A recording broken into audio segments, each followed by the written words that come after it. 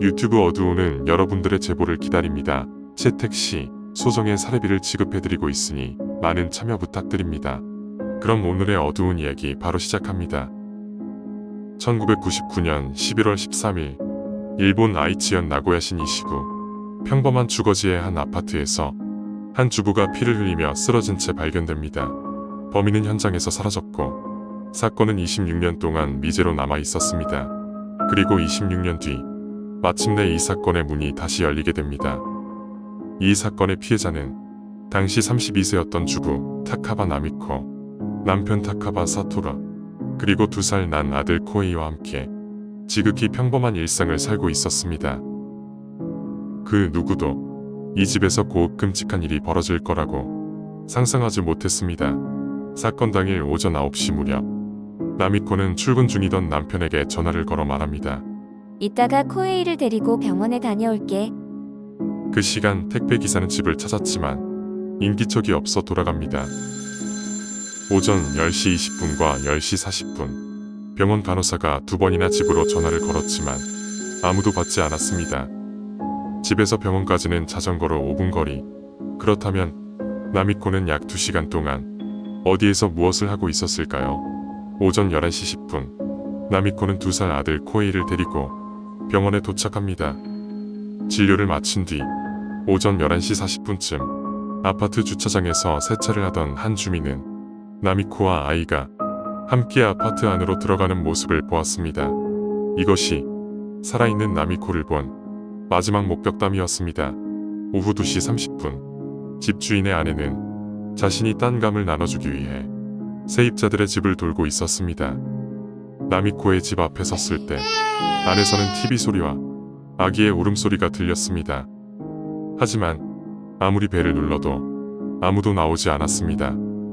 이상함을 느낀 그녀는 문을 열고 집 안으로 들어갔고 현관에서 거실로 이어지는 복도 바닥에서 피를 흘리며 쓰러져 있는 나미코를 발견합니다.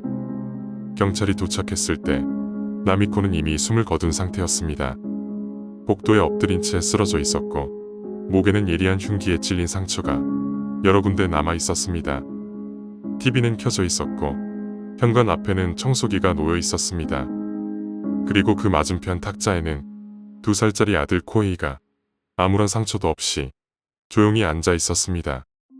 범인은 어머니를 잔혹하게 살해한 뒤 아이에게는 손도 대지 않고 그대로 사라졌습니다. 집 안에는 새 갈래의 혈흔이 남아 있었습니다. 피해자의 머리 주변, 복도에서 화장실로 이어지는 자국, 그리고 현관 쪽으로 향하는 자국. 경찰은 이 흔적으로 범인의 동선을 그립니다. 나미코가 문을 열어주자 집 안으로 들어온 범인이 현관 부근에서 갑작스럽게 공격했고 도망치려던 나미코는 복도 끝에서 쓰러졌습니다. 범인은 화장실 세면대에서 자신의 피를 씻어낸 뒤 현관 문 앞에서 바깥 기척을 살피고 도주한 것으로 보였습니다. 현관 매트 위에는 피 묻은 여성용 구두 족적이 남아 있었습니다. 감식 결과 화장실 세면대에서 발견된 혈액의 혈액형은 피해자와 다른 B형이었습니다. 이 피는 범인의 것이었습니다. 현관에서 발견된 족적을 분석한 결과 한국 제24cm 여성용 구두를 신은 사람이 현장을 드나든 것으로 드러납니다. 경찰이 그려낸 범인의 윤곽은 40에서 50대 여성, 키 약 160cm, B형 혈액형, 24cm 구두를 신은 여자. 하지만 이름도 얼굴도 그 누구도 알지 못했습니다. 범인은 나미코의 집을 나온 뒤 곧장 큰 길로 나가지 않았습니다. 사람을 피하듯 동네 골목을 지그재그로 돌아 도망쳤습니다. 혈흔은 집에서 약 500m 떨어진 인호공원 근처까지 이어졌고 공원 화장실 세면대에서도 피를 씻어낸 흔적이 발견됩니다.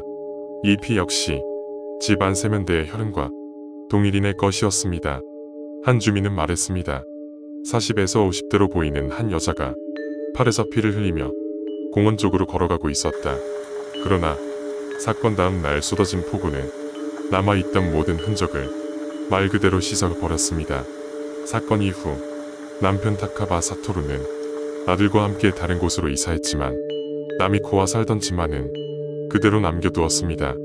가구도 발자국도 벽의 달력도 아무것도 치우지 않은 채 매달 약 5만 엔의 월세를 26년 동안 지불했습니다. 2025년까지 지불한 금액은 약 2,200만 넨, 우리 돈으로 2억 원이 넘습니다. 그는 일주일에 2번은 그 집을 찾아와 아내가 쓰러졌던 자리에 앉아 편의점 음식으로 끼니를 때우며 수첩을 펼쳐 사건 기록을 되짚었습니다. 2024년 아이치현 경찰은 그동안 용의선상에 올랐던 5,000명 중 일부를 다시 줄여 재조사했습니다. 그 끝에서 떠오른 사람은 한 60대 여성 야스후쿠 쿠미코, 1956년생, 사건 당시 43세. 그녀는 피해자 나미코와는 일면식도 없었지만 남편 타카바 사토루와는 고등학교 동급생이자 같은 소프트 테니스부 동아리 선배였습니다. 학창 시절 쿠미코는 발렌타인데이에 사토루에게 초콜릿과 편지를 건네며 고백했지만 사토루는 이미 좋아하던 사람이 있어 정중하게 거절했습니다. 그리고 20년 뒤 동창회에서 두 사람은 다시 만나게 됩니다. 그로부터 5개월 후 나미코는 살해당합니다. 2025년 경찰은 쿠미코를 여러 차례 불러 참고인 조사를 진행하며 DNA 제출을 요구했습니다. 처음에 그녀는 이를 완강히 거부했습니다. 하지만 집요한 설득 끝에 2025년 10월 마침내 DNA 감정에 응합니다. 그리고 감정 결과가 나오기 전날인 10월 30일 쿠미코는 스스로 나고야니시 경찰서를 찾아와 이제 도망치고 싶지 않습니다 라며 범행을 시인하는 말을 남깁니다. 다음 날 1999년 현장에서 채취된 혈흔과 쿠미코의 DNA가 일치하는 것으로 확인됩니다.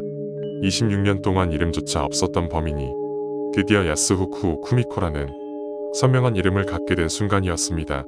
목격자이자 아들인 코에이는 당시 얼굴도 기억 안 날 어머니의 전단지를 돌리며 범인을 찾기 위해 노력을 하였습니다. 성인이 된 코에이는 말합니다. 어머니가 조금이라도 편하게 쉴 수 있으면 좋겠다고. 오늘 영상은 여기까지입니다. 구독자 1만 명이 되면 추첨을 통해 현금 이벤트를 진행하겠습니다. 구독 부탁드립니다.